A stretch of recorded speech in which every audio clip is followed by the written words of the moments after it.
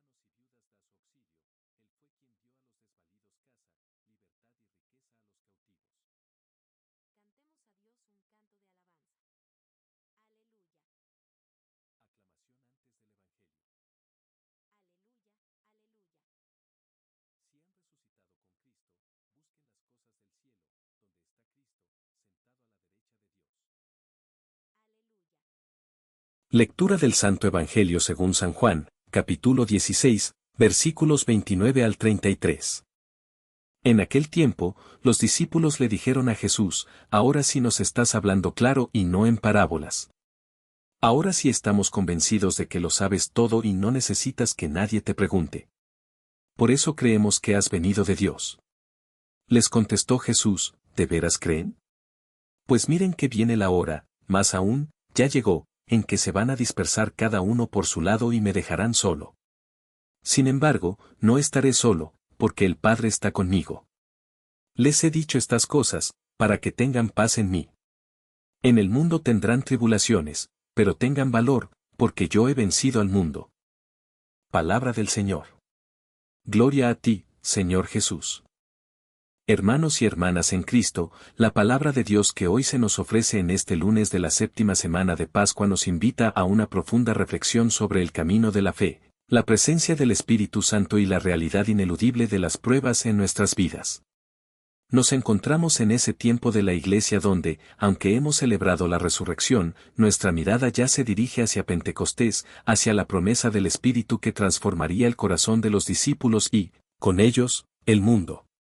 La primera lectura, tomada de los Hechos de los Apóstoles, nos presenta una escena que, aunque sucedida hace 2000 años en Efeso, resuena con una sorprendente actualidad. Pablo se encuentra con unos discípulos. Es significativo que se les llame discípulos, es decir, personas que ya habían abrazado una forma de fe, un seguimiento. Pero hay un vacío, una ausencia crucial en su experiencia espiritual. Pablo les pregunta, ¿han recibido el Espíritu Santo cuando abrazaron la fe? Y su respuesta es un eco que quizás, en ocasiones, podemos escuchar en nuestros propios corazones, o en el de muchos que nos rodean, ni siquiera hemos oído decir que exista el Espíritu Santo. ¡Qué asombrosa declaración!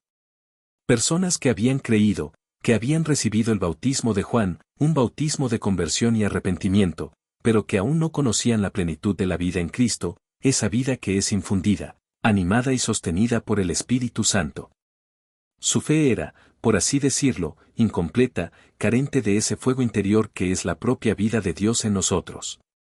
Juan el Bautista, en su humildad y profecía, ya lo había anunciado, Él los bautizará con Espíritu Santo y fuego. Y aquí vemos la culminación de esa promesa. Al oír la explicación de Pablo, al ser bautizados en el nombre del Señor Jesús y al recibir la imposición de manos, estos 12 hombres experimentan una transformación radical. El Espíritu Santo desciende sobre ellos y comienzan a hablar en lenguas y a profetizar. Su fe, antes un entendimiento parcial, ahora se convierte en una experiencia viva, en una relación profunda y dinámica con Dios. Esta experiencia de los discípulos de Efeso nos interpela directamente hoy. ¿Hasta qué punto somos conscientes de la presencia del Espíritu Santo en nuestras vidas? Hemos oído hablar de Él, sí, pero ¿hemos permitido que Él actúe con libertad en nosotros? ¿O nuestra fe, a pesar de los años, del conocimiento doctrinal, de la participación en la vida eclesial, sigue siendo en cierto modo un bautismo de Juan, una fe de arrepentimiento y conversión inicial, pero que aún no ha abrazado plenamente la potencia transformadora del Espíritu de Cristo resucitado? El Espíritu no es una idea teológica abstracta, hermanos. Es la tercera persona de la Santísima Trinidad, el Paráclito, el Consolador, el Abogado, el que nos guía a toda la verdad, el que nos da la fuerza para vivir como verdaderos hijos de Dios. Es el que nos permite clamar Abba, Padre. Y es precisamente en este punto de la reflexión donde el Evangelio de hoy, del evangelista Juan, se entrelaza de manera tan profunda y esclarecedora con la primera lectura. Nos encontramos con los discípulos de Jesús, los que caminaban con Él, los que lo habían visto obrar milagros y escuchado sus enseñanzas más íntimas. En este momento particular, ellos exclaman con una confianza que parece rotunda, ahora sí nos estás hablando claro y no en parábolas. Ahora sí estamos convencidos de que lo sabes todo y no necesitas que nadie te pregunte. Por eso creemos que has venido de Dios. Qué hermosa y sincera profesión de fe.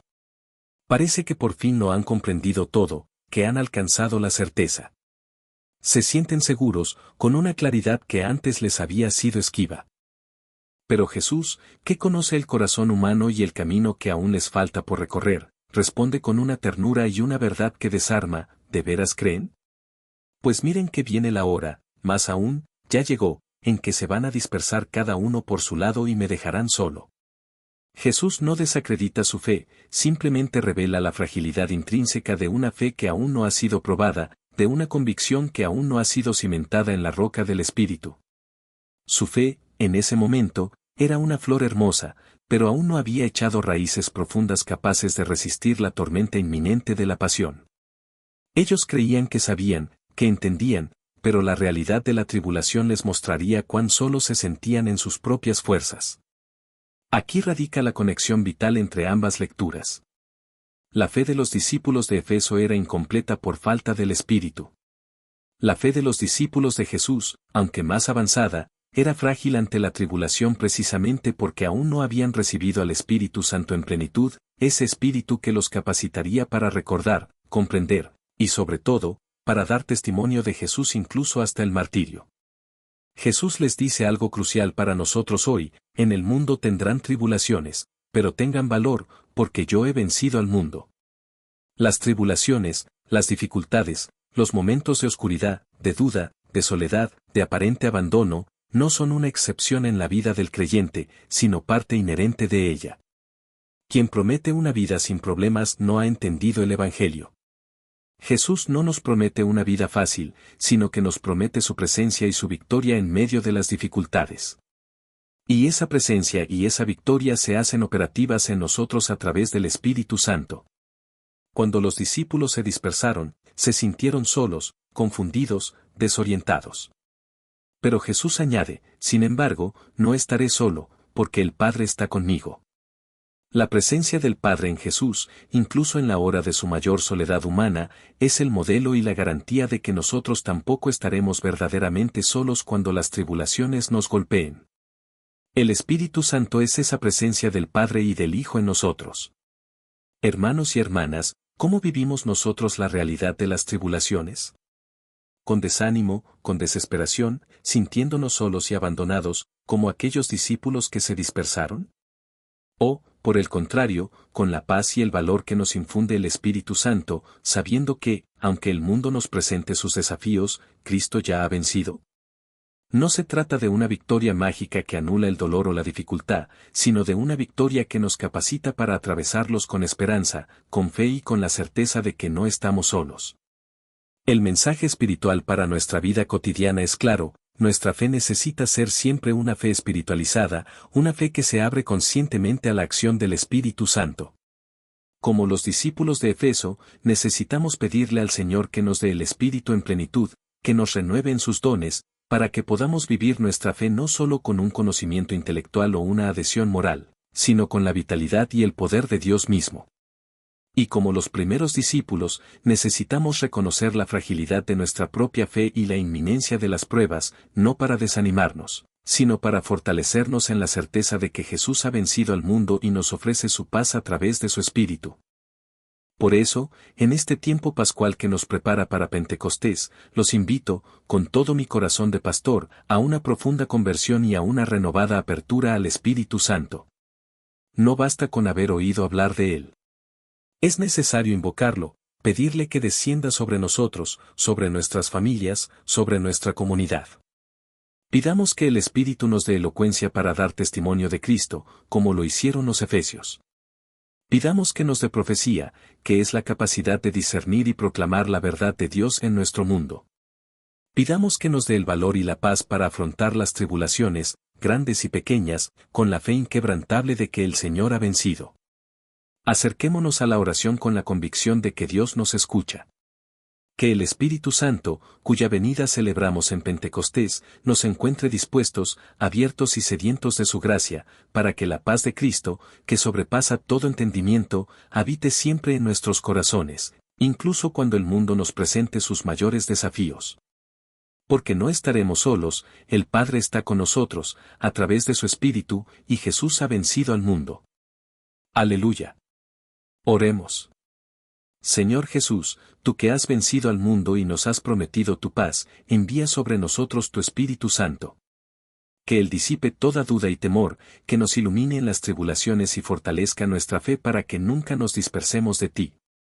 Que, llenos de tu Espíritu, podamos proclamar tu reino con valor y vivir siempre en la certeza de tu amor victorioso. Amén.